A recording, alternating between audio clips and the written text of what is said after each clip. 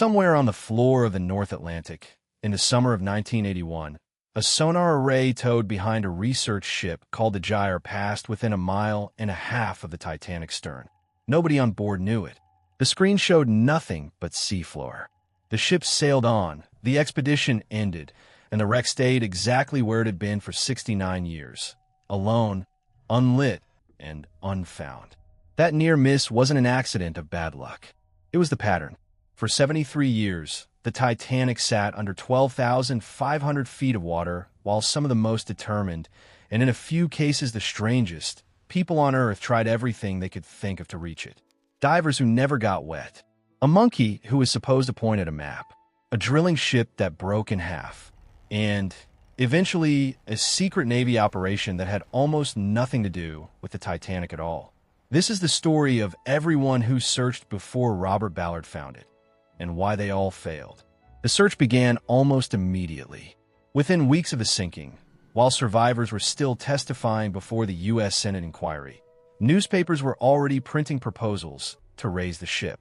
One plan called for lowering thousands of electromagnets to grip the hull and float it to the surface. Another suggested filling the wreck with buoyant material, cork, ping-pong balls, even inflatable balloons, to lift it like a cork rising through water. None of these plans accounted for a basic problem. Nobody actually knew where the wreck was. Titanic's distress position, radioed out as it sank, was itself an estimate, and a flawed one. The navigational calculation used that night placed the ship several miles from where it actually went down. Every early scheme to raise the Titanic was built on a location that was already wrong before the ship hit the bottom. For 4 decades after that, the idea mostly went quiet.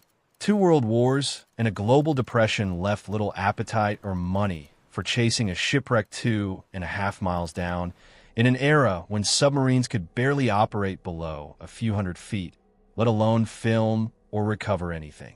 The first serious attempt didn't come until 1953, when a Southampton salvage company, Risdon Beasley Limited, mounted an expedition specifically to locate the wreck. It failed. The technology of the early 1950s, surface sonar, coring equipment, no remotely operated cameras, simply wasn't built for a target this deep or this precise. The North Atlantic gave up nothing. By the 1960s, the proposals had become less scientific and more theatrical. One would-be explorer, a British enthusiast named Douglas Woolley, spent years promoting a plan to attach massive nylon balloons to the hull and float it to the surface intact, an idea drawn less from oceanography than from what people wished were possible. It never left the drawing board. Funding never materialized. The ocean, again, kept its secret. The man who would eventually solve the problem was already thinking about it by then, though nobody knew his name yet. Robert Ballard, a young oceanographer at Woods Hole, first began considering a serious search for the Titanic as early as 1973. He wasn't a treasure hunter, and he wasn't chasing headlines. He was interested in a harder question. How do you find anything on a seafloor that covers more square miles than most countries, in darkness, under pressure that would crush a submarine, using nothing but sound and a camera on a cable? In October 1977, Ballard got his first real chance to test an answer. He mounted an expedition using a vessel called the Sea Probe, essentially a drill ship with sonar and cameras rigged to the end of 3,000 feet of drilling pipe lowered straight down toward the seafloor. It was an inventive idea and a fragile one. Partway through the expedition, the pipe snapped in two. The equipment, the cameras, and any hope of finding the wreck that year went down into the same darkness the Titanic occupied. Ballard came home with nothing but a broken pipe and a conviction that towing equipment on rigid pipe from thousands of feet above was never going to work. What he needed was something that could be flown through the water on a cable, something that could send live pictures back to the surface in real time. That idea would take him another 8 years and a very different kind of partner to build. While Ballard was rethinking his approach, a Texas oil tycoon named Jack Grimm decided he was going to find the Titanic himself. Grimm had already funded expeditions to search for Noah's Ark, the Loch Ness Monster, and Bigfoot. He had money, a taste for publicity, and by his own admission, a genuine belief that big questions deserve big swings. In July 1980, he set out for the North Atlantic aboard the research vessel HJW Fay, with a team from Columbia University's Lamont Doherty Geological Observatory and Scripps Institution of Oceanography, lending the expedition real scientific credibility. Grimm also brought along a monkey named Titan, which he had been told could sense the wreck's location through some form of animal intuition. The scientists on board were unimpressed. According to accounts from the expedition, they gave Grimm an ultimatum before the ship even left port. It was either them or the monkey. Titan stayed on land. The 1980 expedition covered roughly 500 square nautical miles of ocean floor with a sonar system called Sea-Mark, identifying 14 possible targets. Then, during a sharp turn in rough seas, the sonar's tail fin was torn off, destroying the magnetometer needed to tell whether any of those targets were metal or simply rock. Grimm came home with a map full of unidentified shapes and no way to know which, if any, was the Titanic. He went back in June 1981 aboard the research vessel Gyre, this time with a more capable system, the Scripps Deep Tow. The weather was just as bad as the year before. The team surveyed all 14 targets from the previous expedition and found every one of them to be a natural feature. Rock, sediment, nothing built by human hands. On the very last day of the search, the equipment picked up an object on the seafloor that resembled a ship's propeller. Grimm announced to reporters in Boston that the Titanic had been found. The scientists who had been on the expedition with him declined to confirm it. The object was never located again. It was this expedition's sonar track that passed within 1.5 miles of the actual wreck. Grimm tried once more in July 1983 aboard the Robert D. Conrad. This time the North Atlantic offered nothing at all. No targets, no propeller, no story to tell reporters. Bad weather cut the search short, and the expedition ended in silence. 3 attempts, years of effort, and a fortune spent, and Jack Grimm never found so much as a fragment of the ship. When Robert Ballard's team succeeded a few years later, Grimm would claim that his own team had actually found the stern back in 1981, and that Ballard had simply found the bow. Ballard, by most accounts, treated the claim as exactly what the evidence supported. An interesting footnote, not a discovery. By the early 1980s, Ballard had a new plan, and it required a partner he hadn't expected to need. He had designed a deep-sea vehicle called Argo, a sled equipped with sonar and cameras, towed behind a ship on a long cable, capable of sending live video to the surface instead of waiting for film to be developed after the fact. He called the concept telepresence. It was exactly the tool the Sea Probe disaster had convinced him he needed.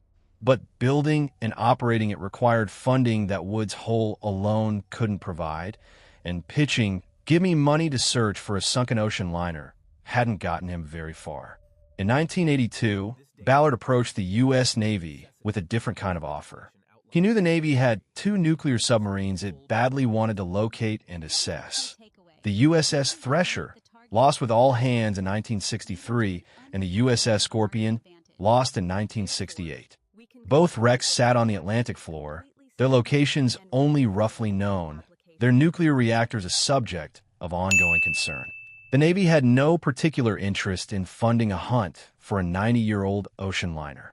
It had every interest in finding out what had happened to 2 of its own submarines, and whether their reactors posed any environmental risk. The deal that emerged was straightforward and, at the time, classified. The Navy would fund Ballard's Argo system and a research expedition, on the condition that he use it first to locate and photograph the Thresher and the Scorpion.